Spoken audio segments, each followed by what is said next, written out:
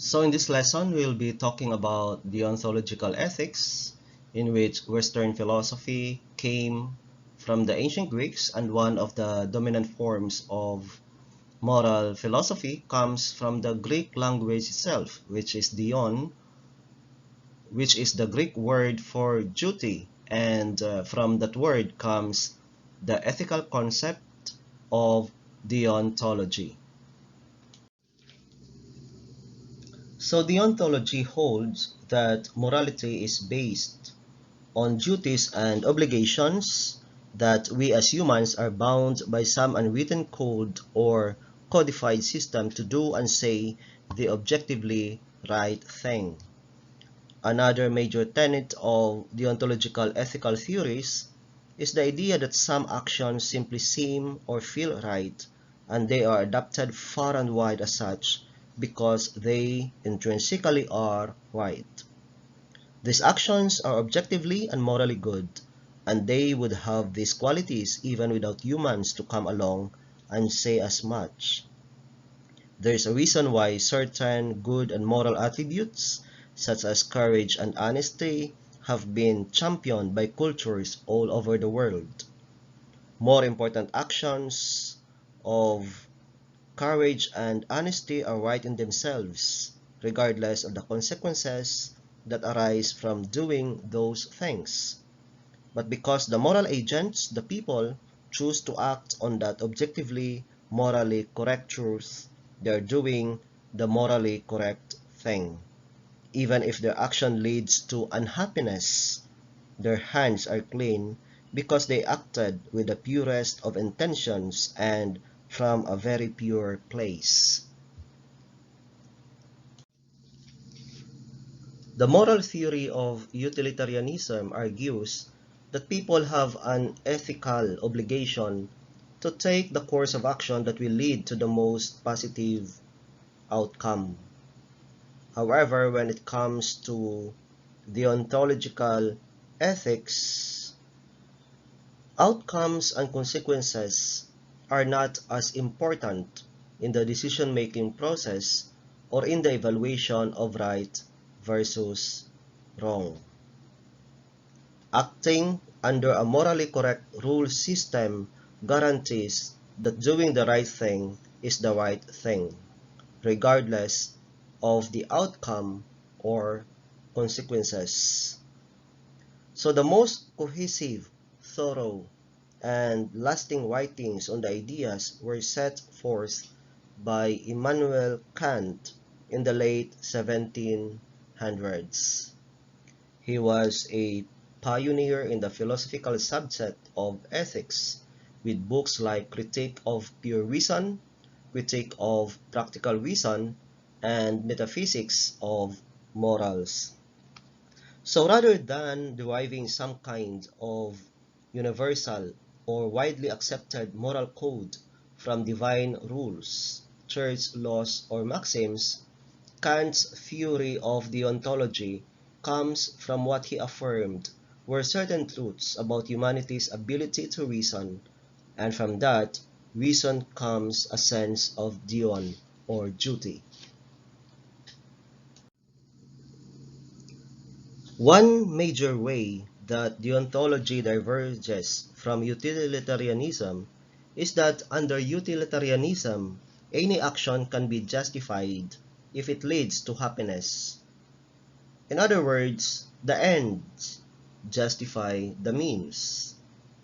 However, in deontology, it presents a far more absolute view, in that some things, whatever they may be, are always wrong, and that even if an okay consequence results, it doesn't change the immoral nature of the action itself. As such, actions in deontology must always be judged independently from their outcomes. Here's an example.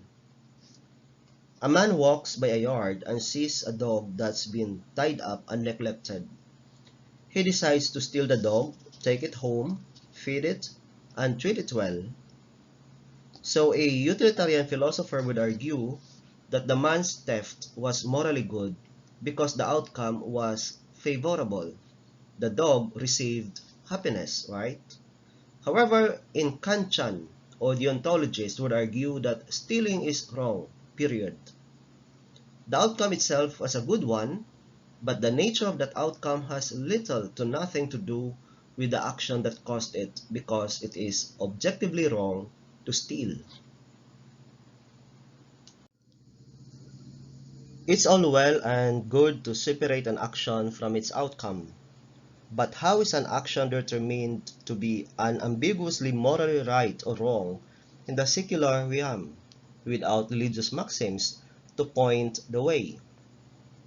So the seed of Kantianism is the idea that human beings alone have the capacity for reason. We can think things through and act based on our thoughts, and this ability empowers us with a sense of duty or moral obligation. These abilities supersede and diminish our animal instincts, which don't play a role in decision making. Duty and obligation are so universal that they provide all of us with more or less the same system of rules that guide our actions and make us do the right thing, regardless of instinct, desire, or personal intentions. We intend to do good, or at least we have the will to do so. In other words, good intentions matter, and we are guided not by religious faith, but by duty to our fellow man. Goodwill comes when a person commits an action out of respect for the moral law, or in other words, one's duty. Part of the basis of Kant's theories is that morality, or the idea of morality, is a natural outgrowth of rational thinking. In Kantian ethics, this is referred to as the categorical imperative. According to Kant, this sense of morality is the ultimate goal or objective by which people should live their lives. This categorical imperative is necessary for a rational being, and it is an unconditional prime directive to be followed, a thesis statement for life, and which should be followed without natural, animalistic desires or instincts getting in the way. Put in another way, this thesis of life is a moral compass, or a way by which a human being understands what is morally right and so behaves accordingly, despite that human nature allows us to do bad things, or at least heartless, animal-like things. Consequently, because moral acts are rational, this means that immoral acts are thereby irrational. It doesn't mean that humans don't commit immoral acts, because obviously that happens. Rather, it means that immoral acts violate the categorical imperative and thus don't make a lot of sense.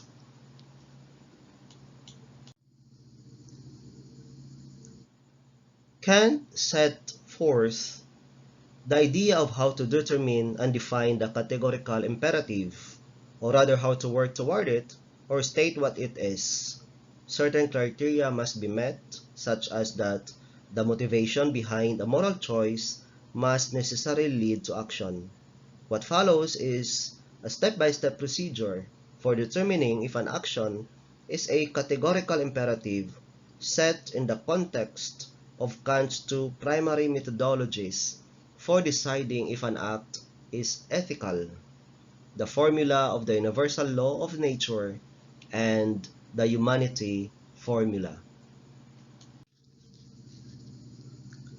So the core of Kant's formula of the universal law of nature, when translated into English from the original German, says that we should act as if the maxim of your actions were to become, through your will, a universal law or law of nature.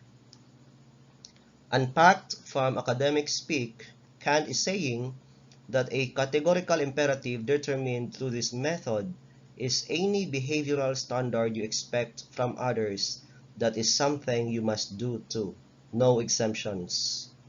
For example, if you consider it morally wrong to eat meat, then by the formula of the universal law of nature, you would also find it immoral to eat meat yourself.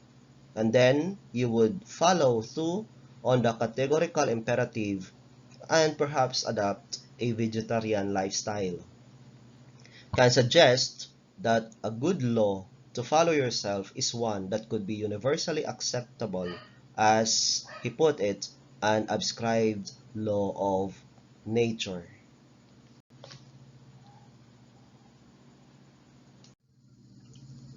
Determining a categorical imperative in this way involves a step-by-step method. So you must first take an action, for example, stealing of a loaf bread. Then determine the maxim or principle behind the action. For example, you steal a loaf of bread because you are hungry. And then you ask what would happen if that action was a universal rule, which means what if everybody will do it with that kind of intention, so everyone can steal without consequences if and because they are hungry. Thus, if the universal application is reasonable, then it's a moral action. If it's unreasonable, then the action was immoral and therefore not a categorical imperative. We also have this humanity formula. Kant's other main formulation for the categorical imperative is called the humanity formula. The explanation translates as act in such a way that you always treat humanity, whether in your own person or in the person of any other, never simply as a mean, but always at the same time as an end. In other words, Kant suggests that humans ought to treat other human beings tenderly, carefully, and with great dignity, rather than as objects or as faceless, abstract examples of humanity. Some things have instrumental value, and others have inherent value. Instrumental value is a means to an end, like a plastic spoon has little value in and of itself, but it has instrumental value in that it helps you place nourishing food into your mouth. So similarly, Kant says it's wrong to use other human beings to pursue our own needs because they are, well, human beings and they have the innate value apart from their interactions with others. This is due in large part because a person's innate value stems from his ability to set aside his animal instincts and to thoughtfully shape his life and the lives of others. In other words, we have reason, and that gives us moral responsibility and innate value. Moral acts are ones that don't diminish the humanity of others, but instead actively help to increase that humanity. We also have these alternate formulations of Kant's categorical imperative. The first is the autonomy formula. Translated from Kant's German, the crux is so apt that your will can regard itself at the same time as making universal law through its maxims. Because this imperative brings up the concept and application of universal law right there in its explanation, this one is a derivative of a major point of the formula of the universal law of nature. But it involves bits of the humanity formula as well because it examines and defines what it means to be human, the gift and burden of rationality. But with this formula, Kant really stresses his notion that human will rationally shapes the world. He suggests that an action can be determined to be moral if the action is worthy of the lofty status of human as rational crafter of life and the world. Kant says that humans are obligated to adhere to universal law because of their free will to do so. This formula is all about our will to act, to act apart from animal instinct or selfish needs. Free will is rational, and that is what makes humans the most evolved and sophisticated animal.